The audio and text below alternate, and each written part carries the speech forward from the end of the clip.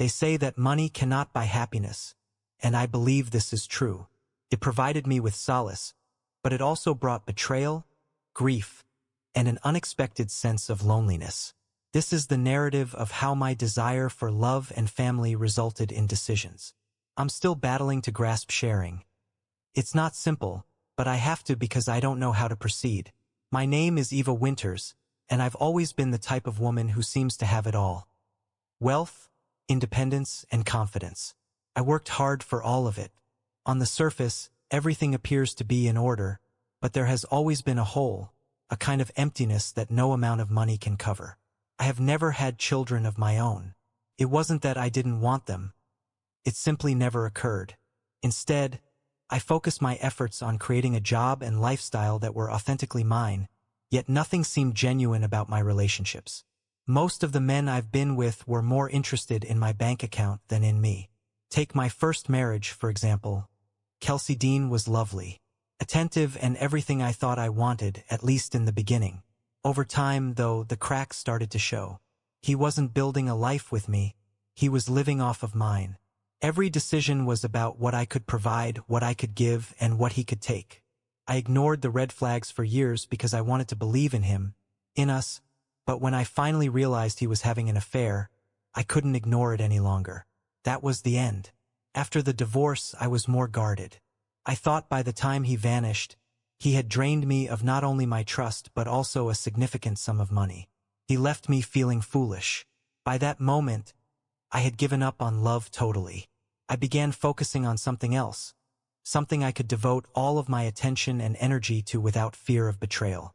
That's when the notion of adoption occurred to me. It was not a quick decision. I thought about it for a long time. I wanted to fill that void in my heart, but this time on my terms. After my divorce from Kelsey Dean, I was left feeling wounded, hurt, and angry. I couldn't believe how naive I had been to the obvious reality in front of me. I told myself I was done with relationships. No more men exploiting me, no more being someone's provider, but I was still human and lonely. I believed I'd be able to move on. But as the days grew into months, the emptiness returned. By the time I was in my late 30s, or perhaps just into my 40s, I felt the pressure of time like never before. I had spent years focused on my profession and establishing my life, but there was an unmistakable dread that it could be too late for me to have what I truly desired: a family. That's when I started thinking about adopting. It wasn't a sudden epiphany. It began as a quiet idea in the back of my mind. I started looking into the process, but I wasn't ready to commit. At the same time, I figured there was nothing wrong with putting myself back out there casually. I downloaded a dating application. I was hoping to find someone that wasn't like everyone else. And that's when I met DeAndre McBride. He didn't resemble the sleek, business-savvy men. I was used to his exuding this raw charm, an energy that was both exciting and comfortable. He knew all the correct things to say. He made me laugh. For the first time in years, I felt understood. He told me he didn't care about my money and preferred a simple existence. I wanted to believe him so much that I overlooked all warning signs. It began little. He'd borrow money here and there till I was paid, he'd say, and gradually it grew. He mentioned he was dealing with some delayed business prospects, and I wanted to help. I wanted to assist him. When I realized what was going on, it was too late. He was gone, and so was the money. I felt completely humiliated. How could I have allowed this to happen again? How could I have been so naive? It wasn't simply the money that hurt. It was the trust I'd placed in him. I had allowed myself to believe in someone, and they had used me again. That's when I made my decision. No more dating apps, no more relationships. I needed to reclaim control of my life. The notion of adoption returned to me stronger this time, and I was prepared to act. Adopting a kid was more than just filling a vacuum in my life. By the time I made the decision, it seemed like a calling, an opportunity to offer my love and resources to someone who actually needed them. The process was lengthy and, at times, daunting, but when I came across the profile of a 14-year-old child called Nathaniel McCann, something snapped. I'm not sure what it was, but I simply knew. He had a calm smile that made you feel like there was so much more to it. Nathaniel had spent the majority of his childhood in foster care. His parents died in a car accident when he was 4 years old, and he had been moving around ever since. Reading over his file, I saw that he enjoyed reading, particularly science fiction, and excelled at arithmetic. His professors hailed him as one of the brightest pupils they'd ever had, but they also stated that he kept to himself, rarely allowing anyone to get too close when we finally met in person. I was nervous. What if he doesn't like me? What if he doesn't want this? But Nathaniel was polite, soft-spoken, and careful. He didn't say anything at first, but I could see he was watching everything. It wasn't an instant connection, but it was genuine.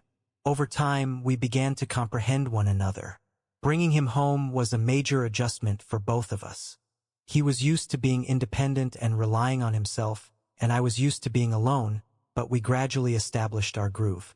I discovered how much he enjoyed puzzles and logic games, so I packed the house with him. He began to open up more, telling stories about school and his desire to become an engineer. What struck me the most about Nathaniel was his drive. He aspired to exceed rather than simply succeed. Within a year of living with me, he was already earning straight A's and receiving prizes for his projects. He returned home with a trophy from a statewide robotics competition. I'll never forget how excited he was to present it to me. "You're fantastic, Nate," I told him, and for the first time, he grinned at me openly. It was trust. Over the years, he has made me proud.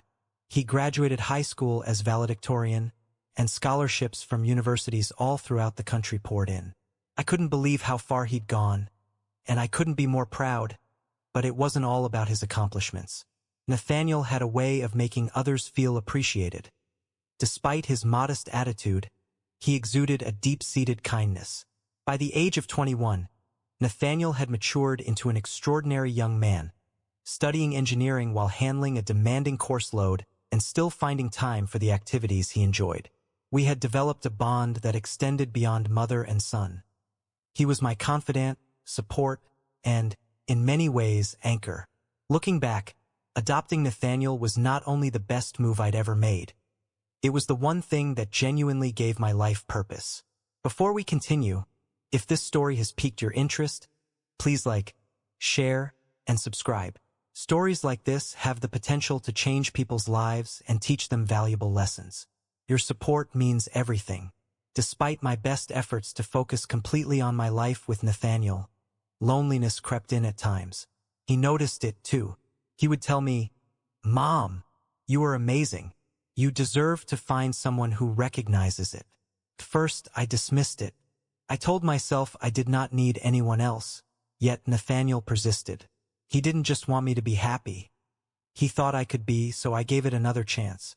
I began meeting people, cautiously putting myself out there again, and one of them was Fox Leach. He was friendly, attentive, and unexpectedly down to earth. Nathaniel liked him, which was unusual. He typically disliked the men I dated because they were too shallow or demanding. Too fake, but Fox was different. Nathaniel even pushed me to give him a chance for a while. It felt fantastic. Fox made me laugh, listened to me, and treated me as an individual rather than just a paycheck. Nathaniel would joke about how he had to approve of the guy, and Fox would join in. There was an ease to being with him that I hadn't felt in years, but as the months passed, fissures appeared. Fox began to shrink away, becoming increasingly detached. When I eventually asked him what was going on, his response shocked me. He said to Eva, his voice thick, "I care about you, but I can't keep doing this. I am not the man you deserve." I didn't comprehend what that meant. He said that he was battling his own problems, which he had not revealed with me because he did not want to bother me. He was battling with depression, which had been a part of his life for years. He thought he could handle it, but he recognized he couldn't provide me the kind of connection I needed while he was still searching for himself. It was terrible. Part of me wanted to beg him to remain and convince him we could tackle it together, but another part of me realized I had been through so much on my own journey and knew how difficult it was to find balance when you were lost in your own troubles. When I told Nathaniel, he didn't try to sugarcoat things. "I'm sorry, Mom," he said, hugging me, "but maybe this wasn't about you finding someone. Maybe it was about you remembering you're still available for love." Nathaniel's comments stayed with me. He was correct. As difficult as it was, I recognized that the connections I had attempted to establish were not failures. They were reminders of what I wanted and deserved, even if I hadn't yet found it. Nathaniel was the only constant throughout. Others have come and gone, but he remained my rock. I appreciate your understanding. Let me adapt the narrative responsibly while retaining its emotional depth and authenticity, focusing on the inner struggle and intricacies of their relationship. The night began like any other, but something in the air felt heavier. Nathaniel had remained quiet all evening, more aloof than normal. I could see something was bothering him, but he didn't want to discuss it right away. It was after midnight when he knocked on my bedroom door. His voice was quiet and tentative. "Mother, are you awake?" "Come in," I said, sitting upright. He stood in the doorway, unsure of himself. I could see the weight of whatever he was carrying, and I couldn't sleep. He finally said, "Can I stay in here for a while?" I nodded, and he sat on the edge of my bed. We talked for a bit about school, his future, and what had been bothering him. He spoke openly about his worries, vulnerabilities, and the pressure he felt to always excel. It was a side of Nathaniel I had never seen before, and it made me realize how much he had matured. He wasn't a small boy anymore. As the hours passed, the talk grew deeper and more vulnerable. There was an unsaid agreement between us, and our connection felt stronger than ever when he eventually fell asleep. I let him stay. It was not unusual for us to be there for each other in this way, but something about that night stuck with me. In the days that followed, things started to change in subtle ways. Nathaniel would linger longer in chats, and his affectionate gestures seemed more deliberate. It wasn't anything overt, but it was enough to make me wonder what was going on between us. One evening, as we were talking, he stretched out and took my hand. It was a little gesture, yet it was full of meaning. I did not draw away. I wasn't sure how or if I should. The barriers between us blurred in ways I couldn't quite understand. It wasn't about violating boundaries. It was about navigating emotions we couldn't express. What transpired next was not planned nor purposeful. It was the sum of all unspoken emotions that had accumulated over time. It wasn't physical in the traditional sense, but our connection strengthened in ways that left us both disturbed. I sat in silence, trying to understand what had just happened.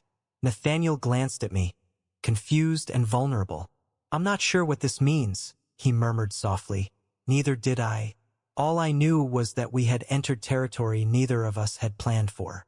The love we shared had always been unbreakable, but it now felt entangled in emotions I couldn't define. I never envisioned finding myself in this situation, torn between love, guilt, and the heavy weight of cultural expectations. During another restless night, Nathaniel knocked on my door again, his voice bearing the same vulnerability as before. "Can I come inside?" he inquired gently. I nodded, feeling a familiar ache in my chest. He had been my rock for so long, and now, in his own way, he was looking for a place to feel secure. Here's the updated continuation, which includes more detail about the events and their aftermath while remaining sensitive and following ethical storytelling standards. That night, everything seemed to crumble. We were seated on my bed, conversing as usual, but the tension between us had reached a breaking point. Nathaniel leaned closer, his hand resting against mine. It was such a simple thing, but it felt big in that moment. I stopped, wondering what to do or how to handle the feelings that were whirling around us. "Mom," he muttered, his voice quivering. "I don't know what's going on. I only know that I feel closer to you than I have ever felt to anyone else." I could answer, and he drew closer. It wasn't forceful or demanding. It was hesitant and vulnerable, and I didn't back away. I had no idea how, and the border between us blurred completely. There was no plan or thought, just an overwhelming weight of feelings that neither of us understood. The closeness that followed was not what most people would expect. It was gentle, even tentative, as if we were both trying to figure out what was going on as it happened. But as soon as it ended, the guilt hit me like a hurricane. "Nathaniel, this isn't right." I drew away, tears already welling up in my eyes. I spoke, my voice cracking, and he glanced at me, his eyes full with perplexity and terror. "I apologize," he said, his voice barely above a whisper. I did not intend to hurt you that night. I scarcely slept because my mind was racing with questions I couldn't answer. How had we come to this point? Was it something I did or did not do? The next morning, Nathaniel was silent and avoided my eyes. We didn't discuss what happened directly, but we both knew something had changed. I concluded we needed space for both of our sakes. Nathaniel had a full life ahead of him, and I didn't want this to define either him or myself. He agreed to go to another state to focus on his academics and future. I stayed behind, attempting to regain my own sense of stability. We stayed in touch, seeing one another every few months, but things were different. What had happened had cast a pall over our previously close relationship. Despite everything, I still adored him, not just as my kid, but as someone who remained a constant in my life while so many others had departed. I understood he needed to live his own life and forge his own route, but part of me was concerned about what that road would look like after everything we had been through. I'm sharing this because I have no idea what to do. I'm not sure how to make sense of what happened or how to proceed. I adore my son, but I know we crossed a boundary that has left us both broken in ways we don't completely comprehend. If you've ever been in a situation like this or have any suggestions, I'd appreciate hearing them. Please leave your opinions in the comments section below, and if this story has touched you, please like, share, and subscribe. I need all of the help I can get right now.